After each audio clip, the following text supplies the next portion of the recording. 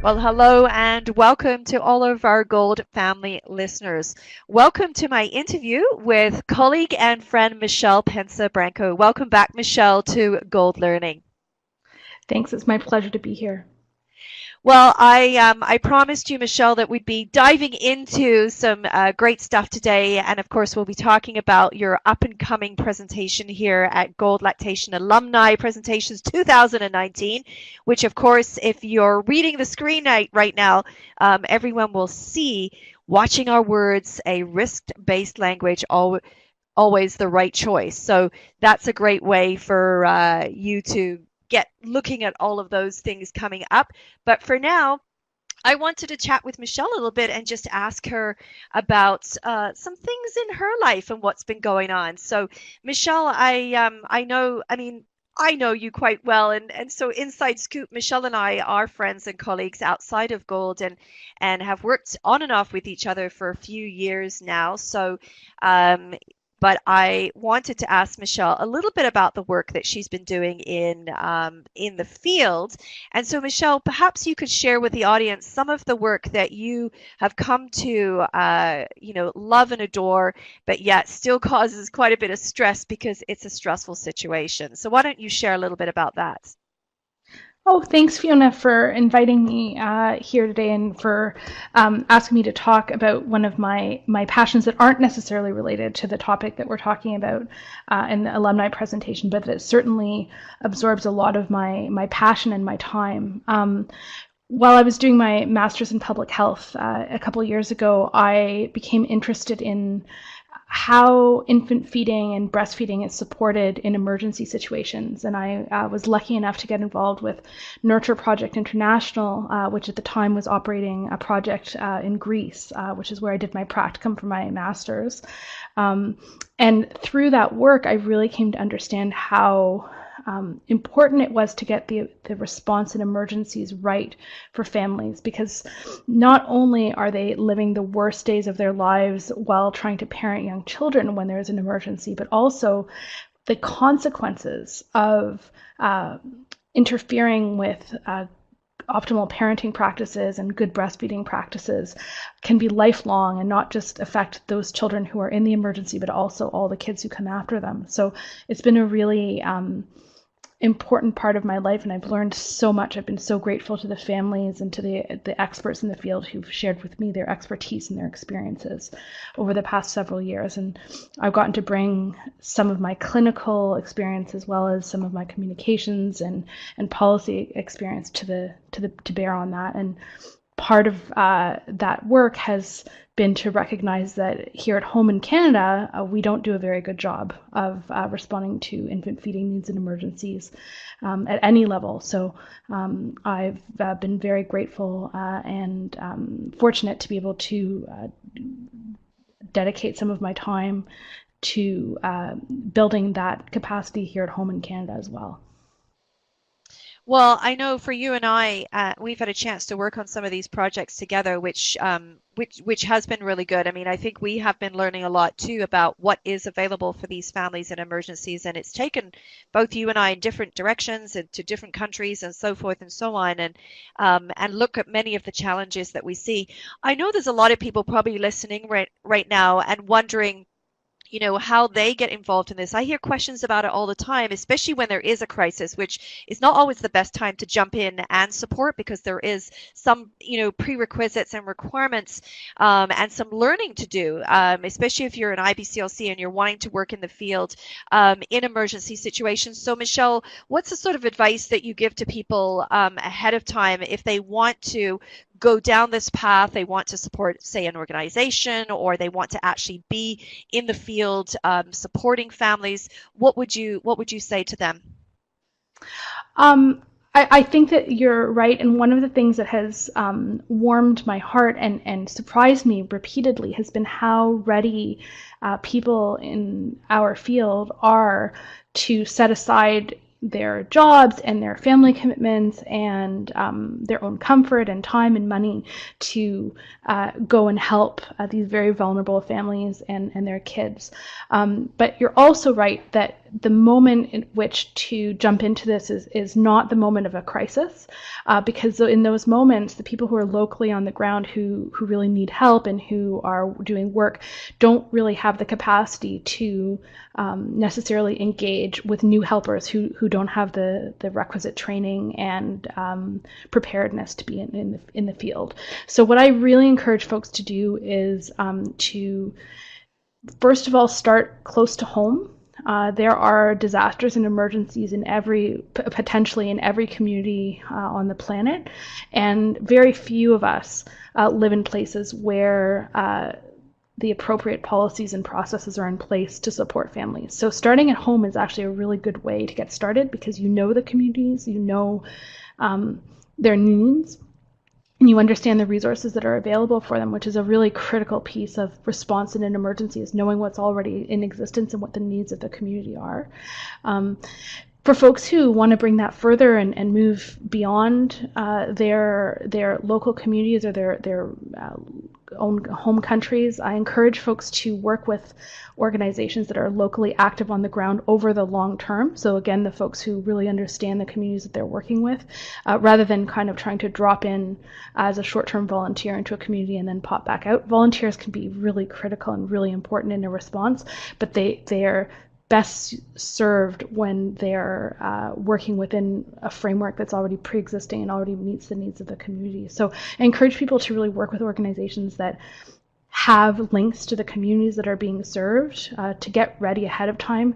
Preparedness is really critical, and it's an area that we're really missing in most places. So that's something that you can do even if you can't leave your own community or your own office. You can certainly start to work on that either through breastfeeding coalitions or working with your local public health department, your local emergency management services. There are lots of opportunities to engage in your local communities and to build those skills so that potentially you can bring those to other places as well as time goes on and time permits. That's awesome, and great advice there. I think too. I mean, literally there's so much really out there, but I mean, your local community is, one of the things that we talk a lot about is that we've talked a lot about policy change. You hear that a lot now, Michelle. That there's a lot of willingness to support and help and sort of muck in and get the work done. But unfortunately, a lot of the time we're up against a lot of policy, and it's those things that when there isn't a crisis that we can perhaps change and support, and have a better understanding of and meeting of the minds, right? Meeting the community groups and bringing people together so that you can make a difference in your community when it comes to those emergencies that we know, are likely to take place in each and every one of our communities.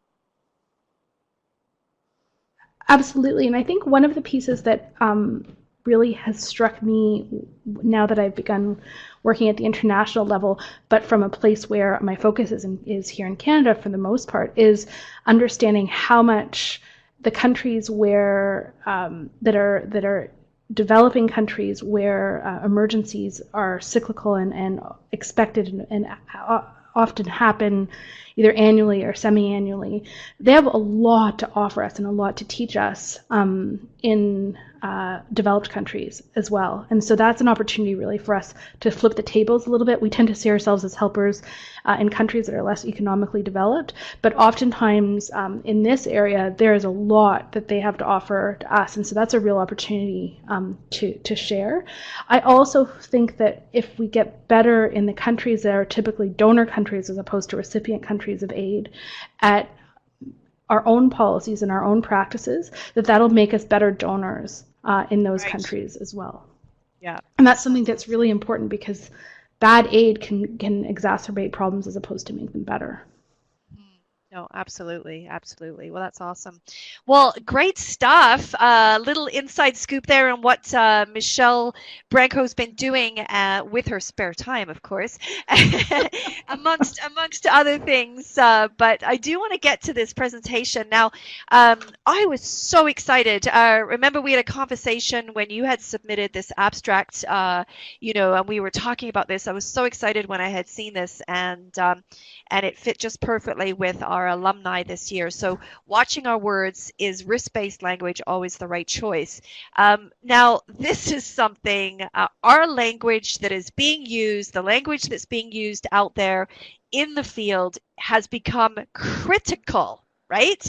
Critical to what the responses are from our family members, our mothers, and it's driving, I think, people in different directions. So I'm excited. I don't know completely what Michelle's going to talk about, but maybe Michelle, you want to give us a little bit of an inside scoop on what's coming up, and what you're looking forward to sharing with the audience.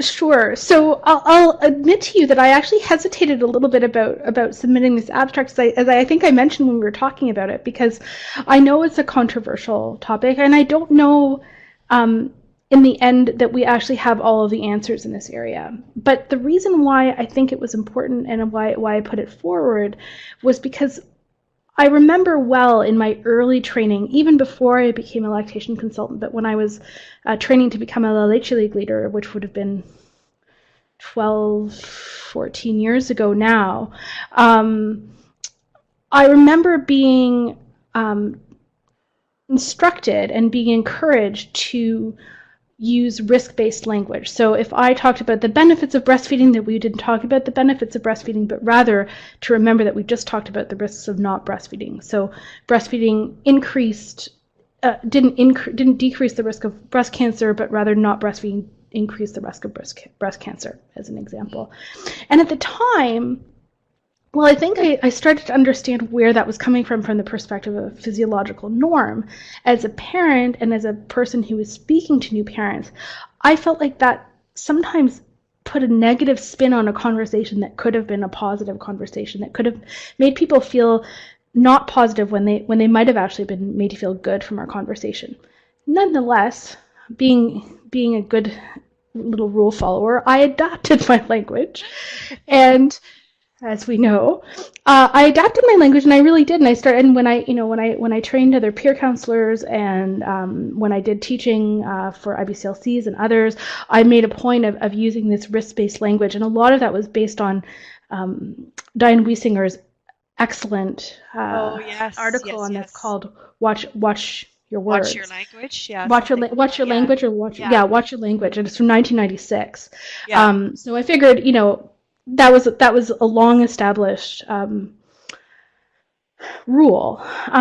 But when I was doing my MPH, I did a health communications course. It was one of my favorite courses in that course of study, and looking at other subject areas such as vaccine hesitancy and tobacco control and car seat use, I was able to see how risk-based language might be used in a positive and a negative way, and that allowed me to sort of open the door to those ideas that I'd closed for a long time. And then there have been some studies around the use of risk-based language, and I started looking at those studies once I was done the course, and I could take that knowledge and apply it to my own practical areas. And I found that I was pretty surprised that the evidence base was not as strong as I expected it to be, given how strong the teaching was in the field.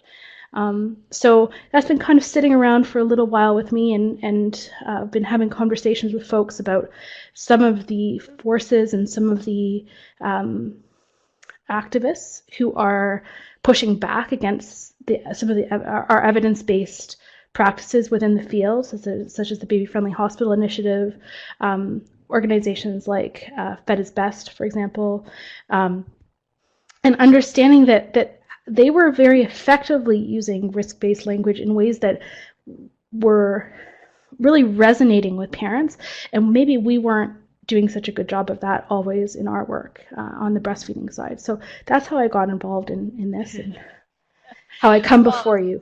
How you come before us. Well, that's awesome. Well, we're definitely looking forward to this topic and presentation during our alumni presentations.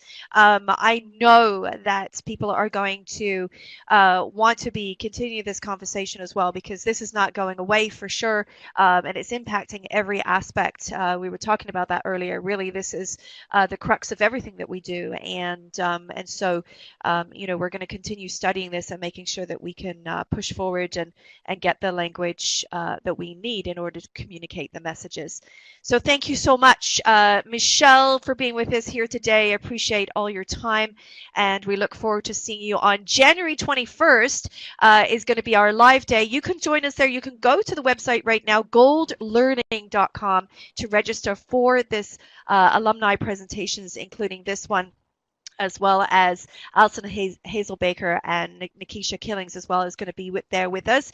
So check that out now. And if you can't make it for the live day, don't worry. You'll be able to listen to the recordings as well. So thank you again, Michelle, for being with us here today. Thank you. It was my pleasure. I'm looking forward to the 21st.